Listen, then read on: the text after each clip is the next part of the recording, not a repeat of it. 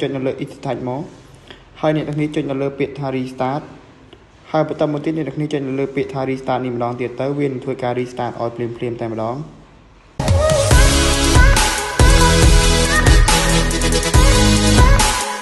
សួស្តីសូមស្វាគមន៍អ្នកនរគ្នាសាជាថ្មីម្ដងទៀតចូលមកកាន់វីដេអូរបស់ខ្ញុំថ្ងៃនេះខ្ញុំមាន3ចំណុចចង់ចែករំលែកទៅកាន់អ្នកនរគ្នាអំពីរបៀបធ្វើឲ្យទូរស័ព្ទដៃរបស់យើងលេងមិនងាយក្តៅវីដេអូមួយនេះផងដែរខ្ញុំធ្វើឡើងសម្រាប់អ្នកនរគ្នាដែលកើតអត់ចេះហើយសម្រាប់អ្នកនរគ្នាដែលកើតចេះហើយខ្ញុំសូមអធិស្ឋានផងអាចអូនលងនៅវីដេអូនេះបានមុននឹងឈានដល់ការបង្ហាញរបស់ខ្ញុំសូមអ្នកនរគ្នាជួយចុច like និង subscribe ដល់ Channel YouTube ថ្មីរបស់ខ្ញុំនេះមួយផងដើម្បីទទួលបាននូវវីដេអូថ្មីៗបន្តទៀតដើម្បីកុំឲ្យខាតពេលវេលាយូរខ្ញុំនឹងបង្ហាញអ្នកនរគ្នាតែម្ដងចំណុចទី1នោះខ្ញុំនឹងបង្ហាញអ្នកនរគ្នាអំពីរបៀបបិទ option មួយដែលវាតែងតែបើកចោលរហូតដែលយើងមិនបានចាប់អារម្មណ៍វាគឺវាស្ថិតនៅលើ control center អ្នកនរគ្នាបើក control center ហើយអ្នកនរគ្នាចុចបិទវាមកដូចជា Bluetooth ហ្នឹងអ្នកនរគ្នាបានប្រើវាទេអ្នកនរគ្នាចុចបិទវាមកហើយមួយទៀតអ្នកនរគ្នាចុចនៅលើវាចាប់អ្នកនរគ្នានឹងឃើញរូប AirDrop នឹងបើកចោលដែរហើយយើងអាចបានចាប់អារម្មណ៍វាគឺវាបើកចោលអញ្ចឹងអ្នកនរគ្នាចុចបិទវាមកហើយបន្តមកទៀតអ្នកនរគ្នាចុចនៅលើពាក្យថា off ហ្នឹងមកចំណុចទី2នោះខ្ញុំនឹងបង្ហាញអ្នកនរគ្នាអំពីកម្មវិធីដែលធ្វើឲ្យទូរស័ព្ទដៃរបស់យើងលេងទៅឆាប់ក្តៅគឺយើងអាចធ្វើការឆែកនៅកម្មវិធីនឹងបានជាដំបូងយើងចូលមកកាន់ setting ហើយបន្តមកទៀតអ្នកនរគ្នាស្វែងរកពាក្យថា battery ដែលមានរូបថ្មបន្ទាប់ពីអ្នកនរគ្នាស្វែងរកវាឃើញហើយអ្នកនរគ្នាចុចមកលើវាមកហើយបន្តមកទៀតអ្នកនរគ្នាធ្វើការ scroll វាចុះក្រោមបន្តិចមកអ្នកនរគ្នានឹងឃើញវានៅផ្នែកខាងស្ដាំដៃនេះហើយ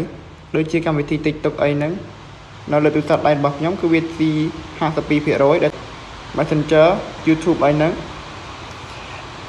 មួយទៀតអ្នកនរគ្នាធ្វើការ clear វាមកកម្មវិធី TikTok អីហ្នឹងដែលយើងបានលេងអ្នកនរគ្នាធ្វើការ clear វាមក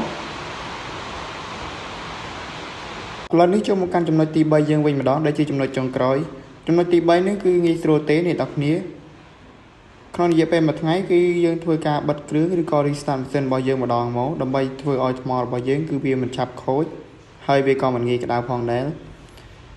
ដោយធ្វើការ restart ម៉ាស៊ីនងាយស្រួលអ្នកនរគ្នាអាចធ្វើតាមខ្ញុំបានដោយអ្នកនរគ្នាគ្រាន់តែចុចនៅលើ Extract មកហើយអ្នកនរគ្នាចុចនៅលើពាក្យថា restart ហើយបន្តមកទៀតអ្នកនរគ្នាចុចនៅលើពាក្យថា restart នេះម្ដងទៀតទៅវានឹងធ្វើការ restart ឲ្យភ្លាមតែម្ដងដោយមិនចាំបាច់យើងចុចនៅលើប៊ូតុង power ឬក៏ប៊ូតុងបិទបើកសំឡេងយើងអាចធ្វើការ restart វាបានភ្លាមតែម្ដងដើម្បីធ្វើការបើកនៅ option មួយនឹងបានជាដំបូងអ្នកនរគ្នាចូលមកកាន់ setting មកហើយបន្តមកទៀតអ្នកនរគ្នាស្វែងរកពាក្យថា accessibility ហើយអ្នកនរគ្នាធ្វើការចុចមកលើពាក្យថា accessibility នឹងមកបន្តមកទៀតយើងរកមើលពាក្យថា touch នឹងចុចមកលើវាមកហើយបន្តមកទៀតអ្នកនរគ្នាស្វែងរកពាក្យថា accessible touch ដែលវាស្ថិតនៅផ្នែកខាងលើហ្នឹងយើងចុចមកលើវាមកជំហានបន្ទាប់យើងត្រូវចុចនៅលើពាក្យថា customize ហ្នឹងបន្តមកទៀតអ្នកនរគ្នាស្វែងរកសញ្ញាបូកហើយអ្នកនរគ្នាចុចមកលើរូបសញ្ញាបូកហ្នឹងមកហើយយើងចុចមកលើរូបសញ្ញាបូកហ្នឹងម្ដងទៀតមកយើងធ្វើការ scroll វាចុះក្រោមបន្តិចដើម្បីស្វែងរកពាក្យថា restart